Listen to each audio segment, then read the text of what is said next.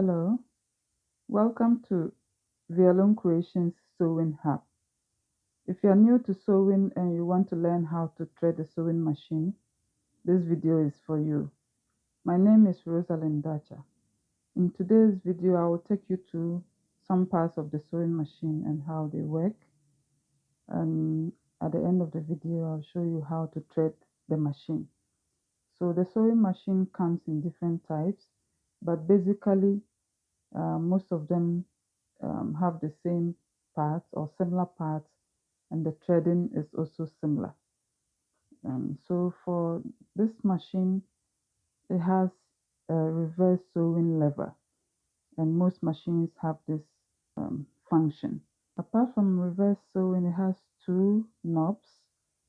This knob is for selecting the patterns, and this knob is for selecting stitch length. So if you can see this line here is pointing to A, meaning that if you are sewing with the knob pointing to this line, you'll be sewing the stitches that correspond to A. If you look here on the machine, the stitches that correspond to A are straight stitches. So A will do straight stitches, B will do straight stitches as well, and then C will do zigzag stitches, and the other alphabets have different stitches, zigzag stitches in different forms. So this will guide you as to what pattern the alphabets would stitch when you start sewing. Similarly, if you look at the stitch length selection, you can turn this around to the number that you want, the stitch length that you want. So you can turn it anywhere from 1, 2, 3, 4. If you're going beyond 4, then you want very long loose stitches, mostly for making gathers. So that is it about stitch length and stitch pattern. Here you have bobbin winder spindle and bobbin winder stopper. You also have pretension. So these three will guide you when winding your bobbin. I will show you how to wind the bobbin later. This machine comes with two spool pins. You just pull them up. Some machines come with just one, and it's for holding your thread. Basically, you put a thread in. So if you want to make decorative stitches using two threads or just reinforced stitches, you can put another thread here.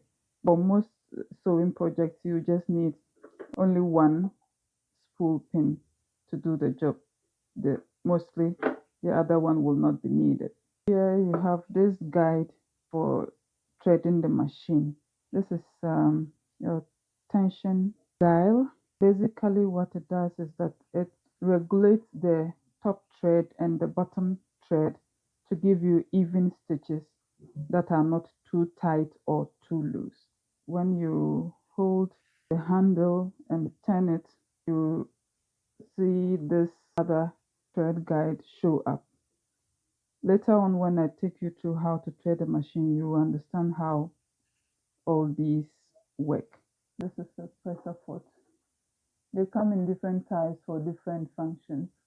If you want to install a zipper or do buttonholes, all those have pressure feet that you can use. But the one that comes with the machine is mainly for straight stitches and zigzag stitches. So this lever, when you pull it back down, then your machine, the pressure foot goes down. So this is basically you lift it up, release it down, and it will send it up. So before you start sewing, you would have to lift it up to put your fabric through in order to sew. Now I'm going to show you how to thread the machine. To thread the machine, there are some guides to follow. First of all, we need a thread. We are going to put the thread on the spool pin, and then go through the guide. There are some arrows pointing at where to pass the thread through. So that's what we are going to do. We're going to follow the guide. Look at how we are putting the thread in the full thing. And looking at the arrow, we are supposed to pass through this guide and go down through this opening and go round this and come back up. There's another guide in here. We need to turn the hand wheel to lift this other guide out and then go around it, come back through the same opening to go down. And the next will be this guide right here. And the final place will be through the needle eye. And then we'll go around. It's difficult using one hand to do this. The final step is to pass it through the needle eye. The pressure foot is lifted up. It will be helpful to bring the pressure foot down. That will give us more room to put the thread through the needle eye, and we are going through from front to back. Okay, so this is how we thread the top of the machine. Next thing we are going to do is to thread the bobbin. First need to take this compartment out and then open this part so that we can take out the bobbin case. So we have bobbin case and we have an empty bobbin that we are going to wind first before we thread. First of all, we are going to put this back, and looking at this one, we have an arrow showing that we have to go around this pretension. So we'll do that. That's the first step. Next step is to manually wind the thread around the bobbin, just to hold it in place before we carry on. So this is it. You need to pay attention to where the thread is coming out from. It's coming out from the side of the bobbin that is facing the thread. Once we put it on this spindle, we need to push it to the stopper to hold it in place. Before I step on the pedal, I need to switch the machine on. I've already plugged it to the power source, so now I've switched it on and I'm going to step on the pedal, and this is how we wind the bobbin. Next step, we are going to put the bobbin in place, and so you just push the spindle back in order to take it out. So here we are. We have our bobbin winded already. We will put it in the bobbin case.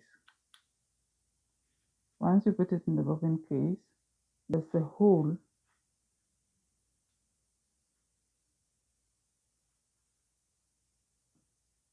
that you pass the thread through,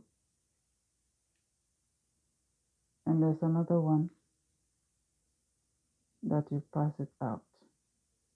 Observe how we are going to put the bobbin case back into its place. This horn right here is supposed to fit into this small hole up there. So we'll put this, make sure that it's facing the hole, and then we'll push it. And that is how we put the bobbin case back into place. We have come to the end of today's tutorial. Watch out for our next video on how to make a tote bag. Do well to subscribe, like, and share. Thank you for watching.